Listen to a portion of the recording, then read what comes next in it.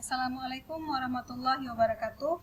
Pada video ini kita akan membahas tentang media pada mata kuliah instruksional media.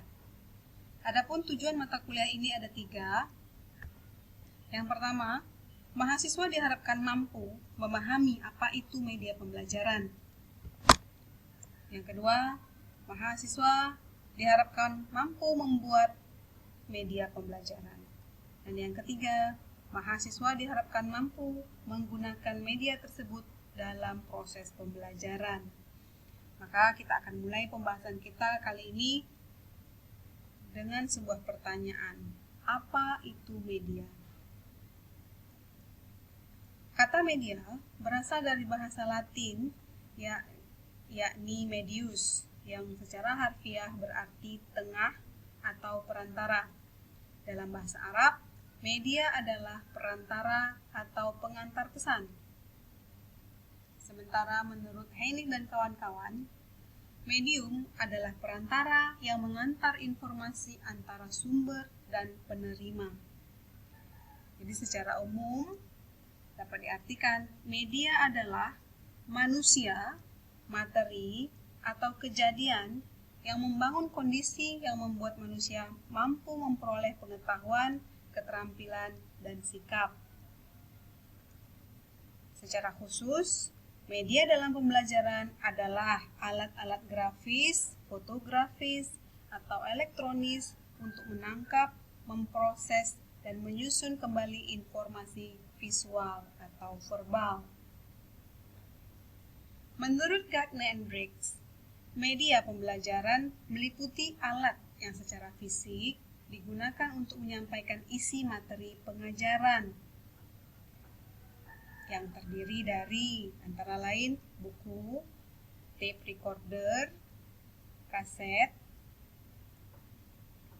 video kamera, video recorder, film, slide, foto, gambar, grafik, televisi, komputer, dan lain sebagainya.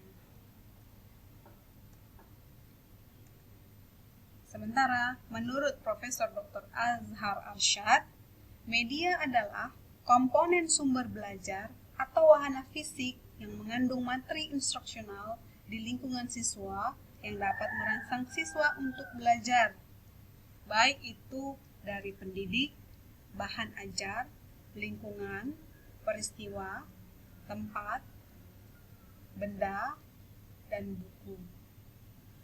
Nah, dari sini kita dapat mengambil kesimpulan bahwa media pembelajaran adalah sesuatu yang memuat informasi dan pengetahuan yang dapat digunakan untuk melakukan proses belajar. Yang kedua, media pembelajaran adalah media yang digunakan untuk mendukung aktivitas pembelajaran. Dan yang ketiga, media pembelajaran adalah sesuatu yang digunakan untuk membantu proses penyampaian pesan dan informasi dari sumber kepada penerima pesan. Nah, selain istilah media pembelajaran, terdapat pula istilah-istilah lain yang berkaitan dengan itu, seperti teknologi pembelajaran atau disebut juga dengan teknologi pendidikan. Kemudian ada sumber belajar dan alat peraga. Kita akan lihat satu persatu. Yang pertama, teknologi pembelajaran atau teknologi pendidikan. Teknologi pendidikan menurut Januszewski dan Molenda adalah kajian dan praktik etis untuk memfasilitasi belajar dan memperbaiki kinerja dengan menciptakan, menggunakan, dan mengelola proses dan sumber-sumber teknologi yang sesuai. Teknologi pembelajaran pada perkembangan awalnya sama dengan media pembelajaran yang lahir dari revolusi komunikasi.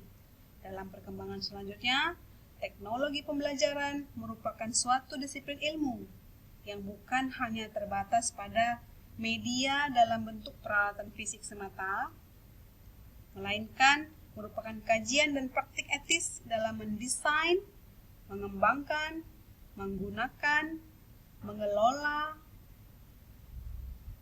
dan mengevaluasi proses dan sumber teknologi yang sesuai untuk memfasilitasi belajar dan memperbaiki kinerja tenaga pendidik, peserta didik, dan organisasi kependidikan. Media pembelajaran yang dipandang sebagai segala bentuk peralatan fisik komunikasi berupa hardware dan software merupakan bagian kecil dari teknologi pembelajaran yang harus diciptakan, didesain dan dikembangkan, digunakan dan dikelola, dievaluasi untuk kebutuhan pembelajaran dengan maksud untuk mencapai efektivitas dan efisiensi dalam proses pembelajaran. Oleh karena itu, media pembelajaran sebagai peralatan fisik tidak sama dengan teknologi pembelajaran sebagai suatu disiplin ilmu. Nah, istilah yang kedua yakni sumber belajar. Istilah sumber belajar dipahami sebagai perangkat atau bahan atau materi, peralatan, pengaturan, dan orang di mana pembelajaran dapat berinteraksi dengannya yang bertujuan untuk memfasilitasi belajar dan memperbaiki kinerja. Oleh karena itu, yang dimaksud dengan sumber belajar adalah sumber-sumber yang mendukung belajar, termasuk sistem penunjang, materi, dan lingkungan pembelajaran. Pendeknya, sumber belajar di sini mencakup segala yang tersedia untuk membantu individu belajar. Media pembelajaran dan sumber belajar memiliki kesamaan di satu sisi dan juga perbedaan di sisi lain. Persamaannya, ketika media berfungsi sebagai sumber untuk membantu individu dalam proses pembelajaran. Misalnya kita ambil contoh komputer. Nah, media komputer yang berisi material atau bahan pembelajaran digunakan untuk membantu proses pembelajaran baik dalam ruang kelas ataupun di ruang kelas, maka kedudukan media komputer sebagai media pembelajaran sama dengan sumber belajar. Tapi jika media komputer tersebut hanya berfungsi sebagai peralatan fisik saja, berfungsi hanya sebagai perantara antara sumber dengan penerima informasi, maka peralatan tersebut hanyalah media, bukan sebagai sumber belajar. Dari perspektif ini, media pembelajaran lebih sempit dari sumber belajar. Kemudian istilah yang ketiga adalah alat peraga. Alat peraga adalah alat bantu yang diperagakan. Atau alat peraga adalah segala sesuatu yang masih bersifat abstrak, kemudian dikonkretkan dengan menggunakan alat agar dapat dijangkau dengan pikiran manusia yang sederhana, dapat dilihat, dapat dipandang, dan dapat dirasakan. Alat peraga lebih khusus dari media dan teknologi pembelajaran karena berfungsi hanya untuk memperagakan materi pembelajaran yang bersifat abstrak. Alat peraga adalah media, alat bantu dalam proses pembelajaran, dan segala macam benda yang digunakan untuk memperagakan materi pembelajaran.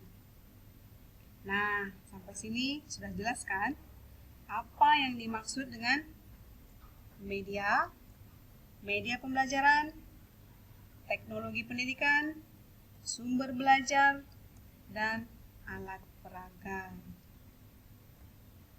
Demikian materi kita kali ini. Jika ada pertanyaan, silahkan ditulis di kolom komentar.